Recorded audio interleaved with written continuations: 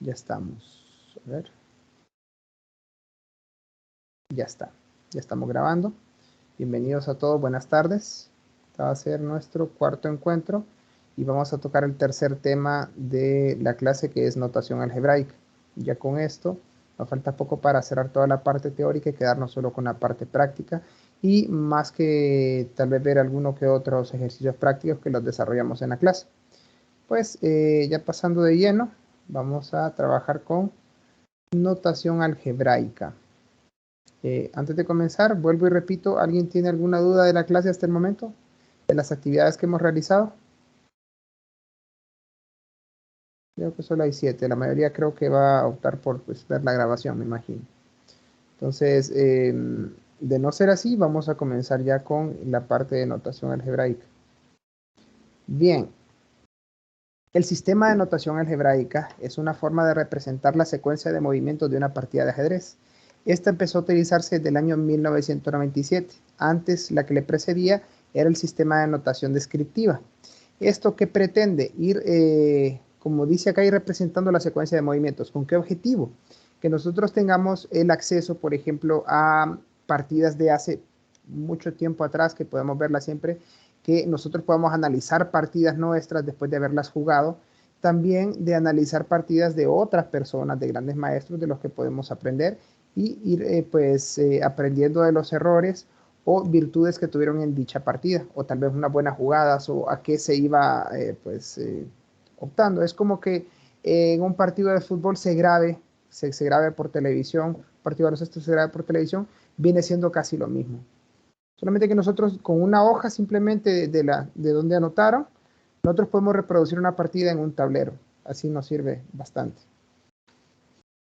Ahora, para empezar con la notación algebraica, lo que vamos a hacer es exactamente ir describiendo lo que pasa en el tablero, pero no vamos a ir poniendo el caballo de tal casilla se movió a tal. Todo lo hacemos de forma resumida.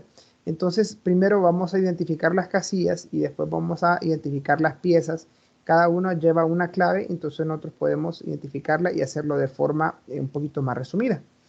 Por ejemplo, de las casillas ya habíamos nombrado que todas tienen un nombre cuando vimos la parte de fundamentación básica, ¿verdad? Pero vamos a repetir ahorita. Las casillas tienen dos caracteres, o sea, una letra y un número, que van a especificar la columna y la fila en donde se encuentran. Entonces, por ejemplo, las columnas están representadas con letras minúsculas. Ojo, bien importante acá, siempre con letras minúsculas, de la A a la H, ordenadas de izquierda a derecha con respecto al jugador que va con las piezas blancas. El segundo carácter de una casilla se identifica por su fila y se representan con números del 1 al 8 en orden ascendente. Ya sabemos, empezando a contar el 1 con el jugador que va con las piezas blancas. Entonces, es decir, que las casillas se les va a poner columna y fila en donde se encuentran, y ese va a ser el nombre de la casilla. Por ejemplo, algunas de las piezas se ubican, para ver la ubicación inicial, la torre del flanco de la dama blanca, se ubica en la casilla A1. La dama blanca, por ejemplo, se ubica en la casilla D1, posición inicial, ¿verdad? Y la torre del flanco de rey negro se ubica en la casilla H8. Ok, ¿alguna pregunta con las casillas hasta el momento, jóvenes? No, Lick. Bien. Seguimos entonces con la identificación de las piezas. Cada pieza tiene una letra mayúscula asociada a esa pieza y varía en función del idioma del anotador. Por ejemplo, nosotros en español utilizamos la letra inicial de cada pieza. Utilizamos la R, D, T, A y C. Muy importante aquí en mayúsculas. ¿Por qué? Porque si se fijan, hay 3 letras que se repiten tanto en piezas como en el tablero, en columnas. Entonces debemos identificar la pieza con mayúscula y la casilla siempre con minúscula para que no nos confundamos. Entonces, respectivamente, vamos a utilizar rey, dama, torre, alfil y caballo. ¿Por qué a la dama le decimos dama en Latinoamérica y no reina? Porque se repetiría la letra R.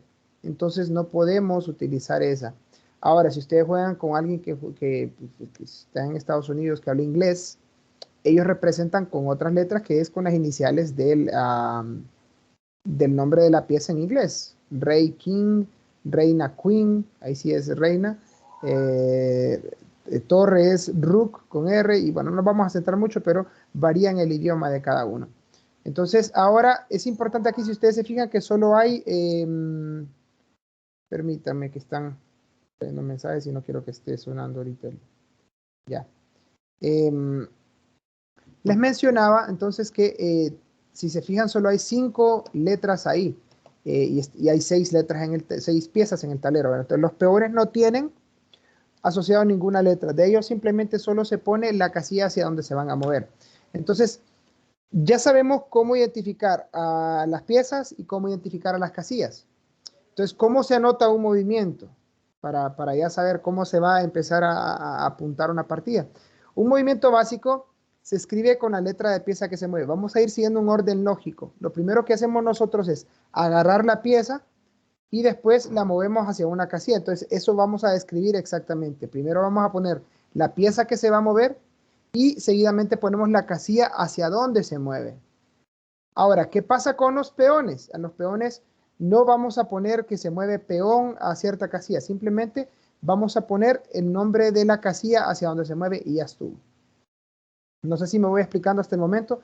De igual forma, aquí hay tutoriales a ustedes para que vengan y repasen lo que vimos y tengan una opción de reforzar lo que estamos viendo en la clase ahorita. Hay tutoriales en YouTube también, que ya ahí les pongo aquí en la presentación está el enlace. Pues bien, entonces vamos a poner un ejemplo aquí en un tablero virtual para que a mí me gusta que quede claro. Clichés. Ok, ya les voy a compartir, muchachos. Ok. Estoy en clase ahorita. ¿Qué necesita? Llévelo. No sé, dígale, Gardo. Bien. Estamos viendo, ¿observan el tablero, jóvenes? Sí. Sí, sí, sí, sí, Bien. sí. Nosotros, por suerte, al jugar de forma virtual, ya tenemos un anotador que nos va llevando la secuencia de movimientos aquí al lado. Si ustedes se han fijado. Así que, por ejemplo, decíamos, y vamos a ir practicando cómo se escribe cada movimiento en cada pieza. Por ejemplo, si moviéramos el caballo de la columna G hacia la casilla F3, ¿qué se colocaría? Aquí, si se fijan en algo, es bien interesante, que en Lichess, como es una plataforma en la que juegan bastante gente de todo tipo, de todos lados del mundo, no se puede poner la C de caballo como nosotros lo ponemos en mayúscula, simplemente se pone la figurita del caballo. Obviamente nosotros cuando anotemos a mano no podríamos estar dibujando porque es muy complicado, se nos sale más fácil entonces poner la C del caballo, ¿verdad? Pero como esto está en inglés, si ustedes se fijan, aquí es knight, al caballo le ponen con N, aunque knight en inglés lleva una K, pero ellos no ponen la K porque el rey también tiene una letra K, entonces solo ponen con una N el caballo.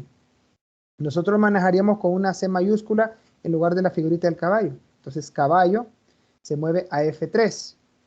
Bien, digamos que las negras mueven el caballo a C6, entonces caballo C6. Si ustedes se fijan, un movimiento se completa cuando mueven ambos bandos. Entonces, este es el primer movimiento y van enumerados.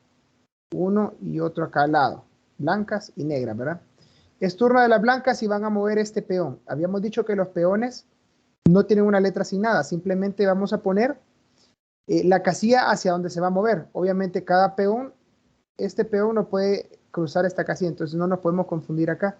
Entonces nosotros sabemos que si ponemos E4, sabemos perfectamente que el peón de la columna E fue el que se movió, porque es el único que puede llegar ahí en este momento. Digamos que las negras mueven D5, el peón se mueve a D5.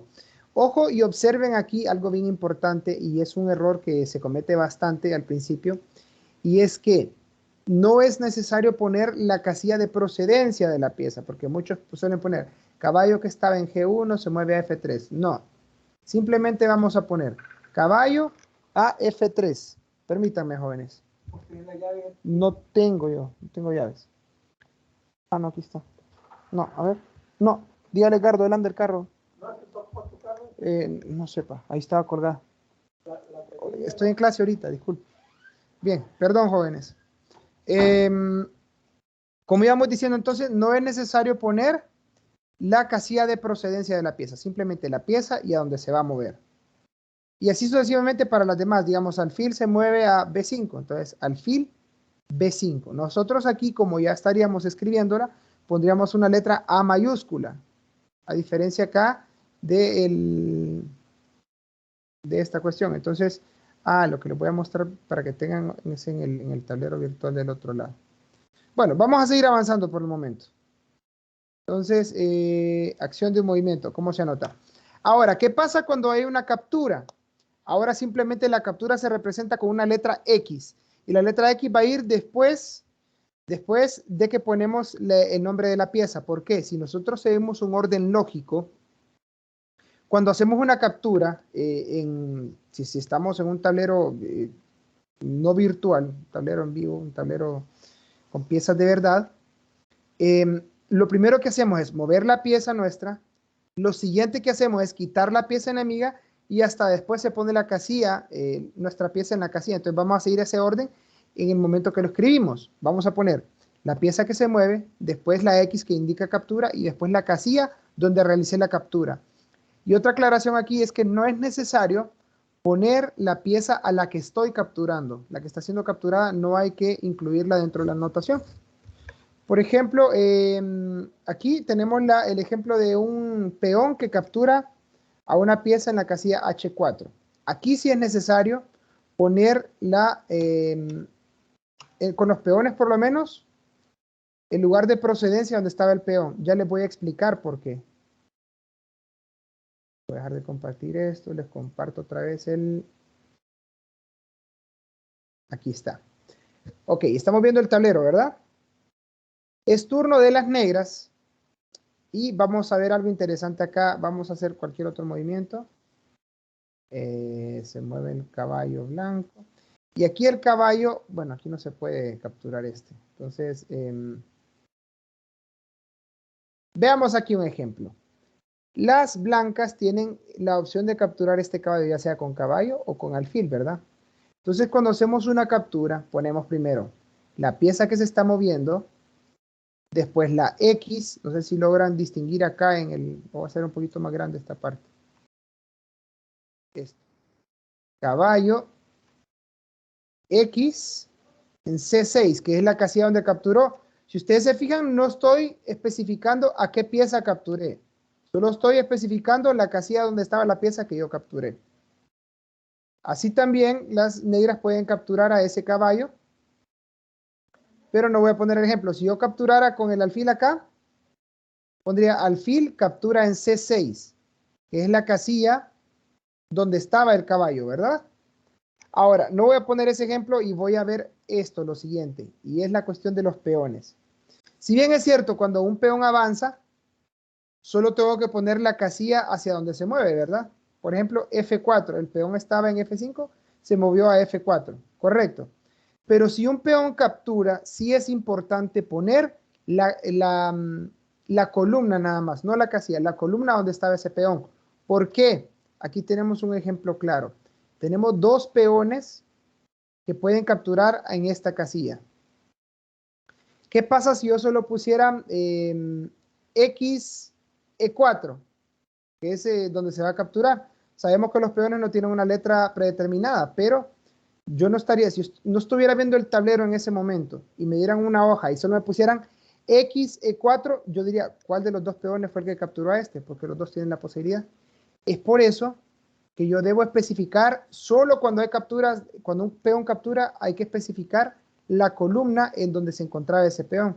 Por ejemplo, si es el peón de la columna D, debería poner D, X, E4, porque capturó en E4.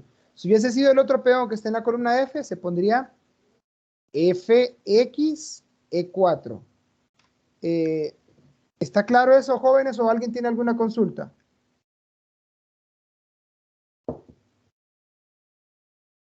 Está claro, Lick. Muy bien. Alison, yo creo que los demás no hay. Entonces vamos a seguir con la presentación. Bien. Estamos claros con la captura. Hay un video tutorial también para que ustedes refuercen lo que vimos hoy. Ahora, ya tenemos el movimiento y las capturas. Ahora los movimientos especiales, que supongo que ya vieron los videos, ¿verdad? Los videotutoriales que yo les dejé de tarea. Lo ideal sería que sí. Entonces, los enroques se representan con un doble cero si es enroque corto y el enroque largo con un triple cero. Ambos ejemplos separados por guiones los ceros. Eso es sencillo. Las capturas al paso no tienen una forma especial de escribirse, simplemente es como una captura normal de peón. Pero si quisieran ustedes solo saber que hubo una captura al paso, simplemente después del movimiento le ponen un AP, que significa al paso. No es necesario. Ahora, las promociones sí llevan un proceso diferente, porque hay que incluir la letra de la pieza en la que se está promocionando, pero también para escribir una promoción se escribe el signo igual. Entonces, siguiendo el orden lógico del movimiento, lo primero que hacemos es mover la pieza, ¿sí? Después se hace la promoción y después se pone la pieza a la que se está promocionando. Por ejemplo, los únicos que pueden promocionar aquí son los peones, eso estamos claros. Entonces, el movimiento se escribe poniendo la casilla a donde se está moviendo el peón, seguido del símbolo igual, y después se pone la letra de la pieza a la que se está promocionando. ¿Ok? Entonces lo vamos a ver aquí en el tablero. No sé si alguien escribió por acá. A ver. No, nadie. Bien, entonces voy a compartirles aquí en el tablero el mismo ejemplo del tablero que estamos viendo. Vamos a hacer una promoción acá. Nos vamos a adelantar bastante. Vamos a hacer un montón de movimientos acá en los que vamos ok, vamos a hacer movimientos random acá, ok. Bien, y aquí vamos a llegar al ejemplo. Vamos a poner dama aquí, rey acá. Es turno de las negras acá, jóvenes. Las negras pueden promocionar acá, perdón, es turno de las blancas, miento. Vamos a mover acá. Las negras tienen la posibilidad de mover el peón, ok. Mover este peón, o que el peón capture. Entonces vamos a ver el ejemplo aquí si el peón se moviera. Aquí las negras pueden mover a C1, solo habría que escribir C1 y aquí si se fijan me da la opción de elegir a la pieza que yo quiero promocionar. Y si checamos lo que habíamos visto en la teoría, solo se puede promocionar ya sea a dama, caballo, torre o alfil. Entonces si yo me promocionara a dama, sería C1 igual dama, ¿verdad? Aquí el símbolo más, ya me estoy adelantando, significa que está dando un jaque. El símbolo más es un jaque. Ok. Pero ahora, si el peón hubiese decidido no dar jaque, sino que capturar, simplemente se pondría como un movimiento de captura de peón. En este caso, como está en la columna C, C captura a B1 igual dama, ¿verdad? Lo ponemos acá, lo mismo.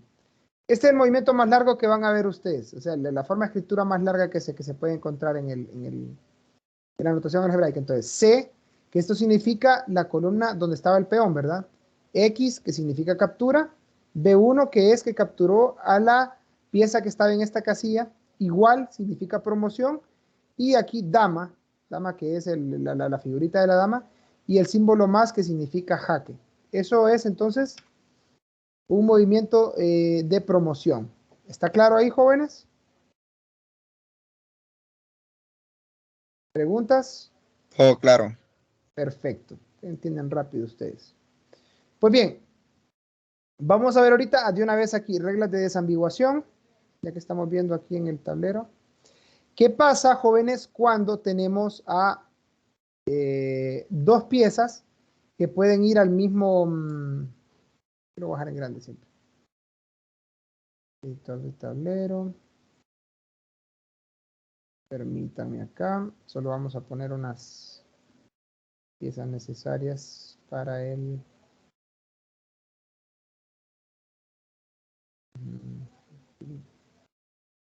Vamos a ver con las damas. Acá. Bien. Sería turno de las blancas, digamos, se mueven. Ahora, fíjense bien aquí, jóvenes, y qué es lo que pasa. Tenemos dos piezas que pueden ir a la misma casilla. ¿Cómo diferenciarlas acá? Aquí sí hay que especificar la casilla, no necesariamente, sino que la columna o la fila en la donde se encuentran. Pero aquí, ¿qué vamos a hacer? Diferenciar o sea, poner a ver en qué se diferencian. Por ejemplo, los dos caballos están en la misma fila. ¿Qué los diferencia estos dos caballos? La columna en la que se encuentran. Entonces, si yo no tuviera el tablero en vivo en ese momento y me dan una hoja de anotación y me dicen el caballo se mueve a E5, ¿cómo sabría yo cuál de los dos caballos es? Pues aquí hay una regla de desambiguación. Aquí se especifica en algunos casos dónde estaba. ¿Y qué lo diferencia? Aquí, por ejemplo, el caballo se mueve a E5. ¿Ok? Pero aquí yo estoy poniendo que el caballo de F, que estaba en la columna F, se mueve a E5. Cosa diferente hubiese sido si hubiera puesto este caballo. Debería poner entonces el caballo de D, el caballo que estaba en columna D, se mueve a E5. ¿Qué pasa cuando están en la misma columna? Ahí solo hay que identificar entonces lo que los diferencia, que sería la fila. Y en este caso, los dos caballos estuvieran en esta... Voy a poner otro ejemplo aquí con un caballo. A ver, que se pueda mover al mismo. Aquí sería. A ver. Estos dos caballos igual. Solo vamos a...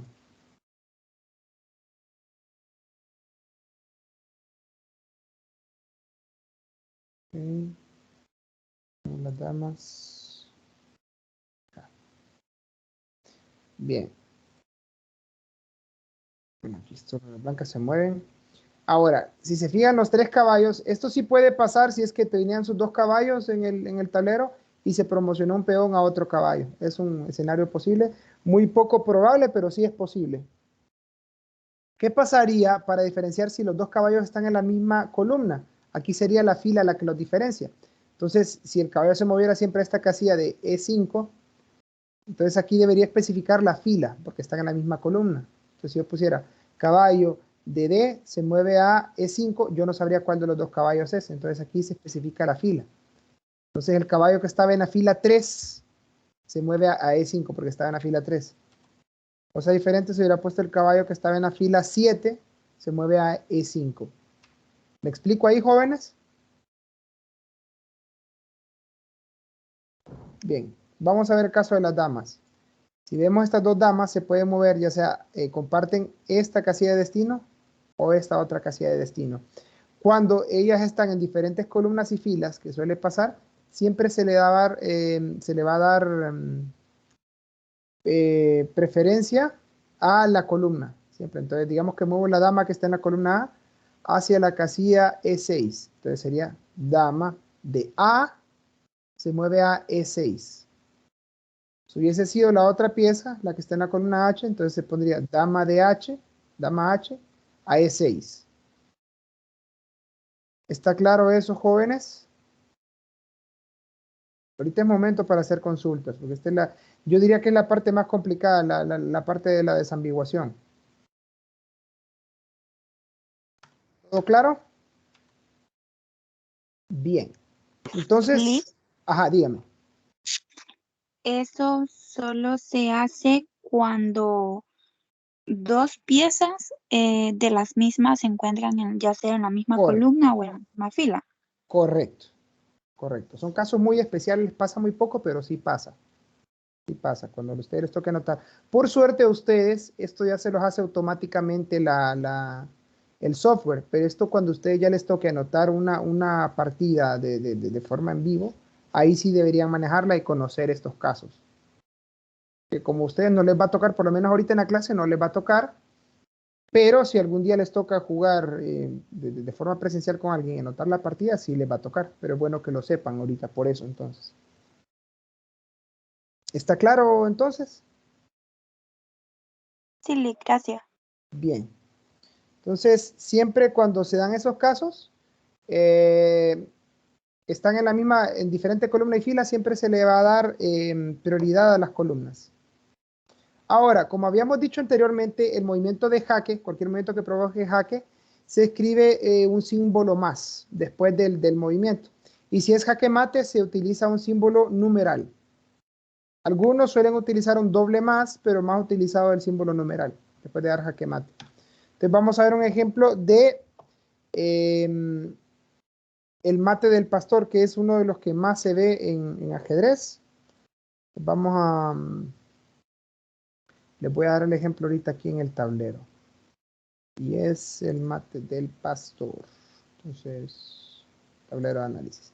Miren, suele darse entonces con E4, E5, alfil C4. Este es el más común. Vemos que mueven alfil C5.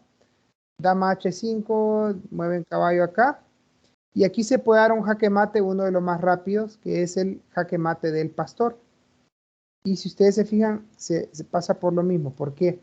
Porque tenemos dos piezas apuntando a la casilla más débil del tablero, que es el peón es para ambos lados. Ambos bandos tienen esa casilla débil, que es el peón de la columna F. ¿Por qué es el más débil? Porque el peón está siendo defendido solo por el rey de ambos lados. Ninguna otra pieza puede defenderlo. Entonces, si las blancas mueven acá con dama, eso es un jaque mate. Porque el rey no tiene hacia dónde moverse, no hay piezas para interponer y no hay casillas que puedan capturar la dama excepto del rey. Pero esta dama está siendo protegida por el alfil. Entonces, el rey está en jaque y no puede salir del jaque. Eso es un jaque mate. Y ahí termina la partida. Ahora, ¿qué pasa? ¿Qué deberían hacer ustedes cuando ya ven precisamente esta combinación? Que saquen el alfil. Lo más saludable es sacar su caballo de C6. Recuerden esto. Ya van a ver por qué. Porque si las blancas le sacan la dama acá, ustedes ya se dan cuenta, este me quiere dar jaque mate del pastor. ¿Qué pasa? Tengo dos piezas atacando a mi casilla débil. ¿Qué puedo hacer? Pues hay dos formas de defenderse, ya sea moviendo caballo hacia acá, y la más común es adelantando este peón para que la dama ya no ataque directamente al peón débil. Pues este peón, si la dama ataca al peón, pues tiene otros dos defendiéndolo al peón. Entonces, esta es una jugada profiláctica, la del caballo. Les voy a mencionar por qué. Porque generalmente hay una trampa en si ustedes decidieran no mover caballo, mueven el alfil, hacen esto y se defienden. Aquí hay una jugada bastante buena para las blancas, que es capturar el peón de E5 dando un jaque. Vean cómo se escribe el jaque aquí. Dama captura en E5, jaque, pero también atacando a la torre. Entonces aquí no le queda más que a las negras taparse y perderían su torre y pueden seguir perdiendo otra pieza más ahí. Es algo peligroso. Entonces, ¿cómo defenderse el jaque mate del pastor?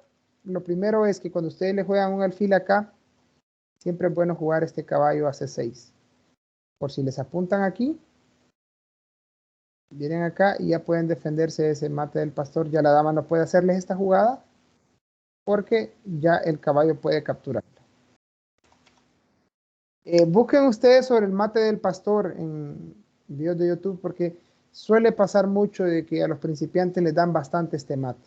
Sepan reconocer siempre este patrón de movimiento. Y recuerden que las negras pueden darlo también, solo que se tardan un poquito más, pero siempre es la misma jugada, alfil y dama apuntando al peón débil de ambos lados. ¿Preguntas hasta ahorita, jóvenes? Bueno, ya casi vamos a terminar, solo vamos a ver las últimas diapositivas de la presentación. Ya sabemos cómo escribir un movimiento entonces, ¿verdad? Ahora, aquí hay un video tutorial también de cómo ir anotando una partida, se los recomiendo bastante también. Algunas reglas básicas, lo que hablábamos en clases anteriores, es la de tocar y mover. Aquí no se da porque como estamos en la forma virtual, entonces no puede darse. Pero cuando ustedes están de forma presencial, si ustedes tocan una pieza, es su turno, y tocan esa pieza, deben mover esa pieza si esa misma tiene un movimiento legal. ¿Ok? Ahora, ¿qué pasa? Ustedes si ven una pieza mal acomodada, lo que pueden decir es compongo antes de tocar la pieza. Ustedes notificándole al rival que ustedes van a tocar esa pieza, pero para ponerla de forma correcta. No vayan a hacer como otros pícaros que se tocan la pieza, se dan cuenta de que van a hacer una mala jugada y dicen compongo después de haberla tocado. Entonces es importante eso. Ahora, ¿cómo mejorar en el ajedrez? Hay 4 cosas que deberían saber hasta el momento para la parte de estrategia básica. Lo primero es proteger a su rey. No importa qué tan cerca estén ustedes de dar un jaque mate, si el rival les va a dar el jaque mate primero a ustedes. Entonces lo más ideal es poner al rey bajo custodia, y la forma más pues óptima de hacerlo es haciendo un enroque. La siguiente, no regale sus piezas. Todas las piezas son importantes. Aunque sea un pequeño peón, es una ventaja que el rival puede ir sacando al momento de pues ir capturando piezas. Entonces, todas las piezas son importantes, no las regalen. Esto es bien importante en el ajedrez, es controlar el centro del tablero. Es importante siempre avanzar 1 o 2 peones en la parte central, ir desarrollando las otras piezas durante la fase de la apertura, por lo menos las piezas menores. Ya vamos a ver eso en la próxima clase, el valor de las piezas. Y por último, utilizar todas sus piezas. No empiecen a mover una pieza un montón de veces, por lo menos en la fase de la apertura. Hay que activar a todas las piezas y así vamos a ir mejorando en el ajedrez. ¿Cómo lograr mejorar en ajedrez? Pues primero, no solo es importante lo que sabemos hasta ahorita, de conocer el reglamento básico, cómo se mueven las piezas, sino que también hay que hacer otras cosas más. Por ejemplo, jugar todo lo que pueda. Ahorita ustedes tienen una plataforma en la que pueden jugar todo el día si quieren. Y pues ganen o pierdan, pueden mantenerse jugando. Otra forma de mejorar en ajedrez es estudiando. Así como los futbolistas entrenan su capacidad física, los fundamentos básicos del fútbol, ustedes también hay que entrenar estudiando. Entonces, hay muchas páginas web, hay muchos videotutoriales, hay videos en YouTube, hay de todo para que ustedes puedan ir estudiando si es que quieren mejorar en el ajedrez. Dediquen este tiempo para que en los torneos les vaya bien. Y la otra cosa es divertirse. Recuerden que no todas las partidas se ganan y recuerden que no todos los grandes jugadores empezaron sabiendo más de lo que saben ustedes. Todos comenzaron sabiendo lo mismo que ustedes y pues se convirtieron en pues, muy buenos jugadores. Entonces hay que divertirse, agarrarle y recuerden que si ustedes lo miran como un juego, esto puede ser un juego. Si lo miran como un deporte, también es competitivo. Entonces se le puede dar cualquiera de las dos aplicaciones y les va a ir bien. ¿Consultas hasta el momento, jóvenes? Con esto estamos terminando ya. No hay preguntas, cómo anotar movimiento, que a pesar que no les va a tocar a ustedes hacerlo a mano y anotar los movimientos, pero sí en el examen vienen preguntas de esto. Entonces es necesario que conozcan cómo se anotan los movimientos, cómo consiste cada tipo del registro de los movimientos, ¿verdad? Entonces, ¿no hay ninguna consulta? Ok, solo les voy a compartir un poquito entonces las próximas actividades que tenemos en el campus. Vamos a ver, aquí está. Acabamos de subir la tarea 4, ¿verdad? Viene la tarea 6, que es los movimientos básicos resueltos, que son los que, permítame que un poquito, que son los que siguen después del movimiento de las piezas, que son estos 6. Les recuerdo que lo ideal es que sí saquen todas las estrellas. Si ustedes no sacan todas las estrellas, van a ir perdiendo puntos. Entonces, lo ideal es que las saquen todas. ¿Cómo me aseguro de que las saquen todas? Pues que repitan y repitan. Si no les salen, repitan, que aquí no hay límite de intentos. Entonces, ustedes sigan haciendo hasta que les salgan y saquen todas las estrellas. Con esto me aseguro de que quede bien claro que ustedes practiquen más. ¿Sí? Después de esto, en las fechas, lo que nos queda sería, ya vimos notación algebraica. Después tenemos ejercicio de táctica, que es para la próxima semana, y el primer torneo lo tenemos en la fecha que es el 5 de marzo, que es casi un poquito menos de un mes. Para los torneos jóvenes, aquí ya está el enlace. Ustedes ya se pueden ir inscribiendo en el torneo. Le dan clic en el enlace y les va a decir cuándo comienza, que este comienza en 2 semanas. Aquí les va a salir usted, ya está inscrito 2, estoy yo y otro compañero. Este tipo de torneos son todos los torneos van a ser los sábados de 5 a 6 y media, van a durar hora y media. En cada descripción de cada torneo está cómo se va a evaluar, la duración y cuántas partidas mínimas deben de jugar para obtener todo el puntaje.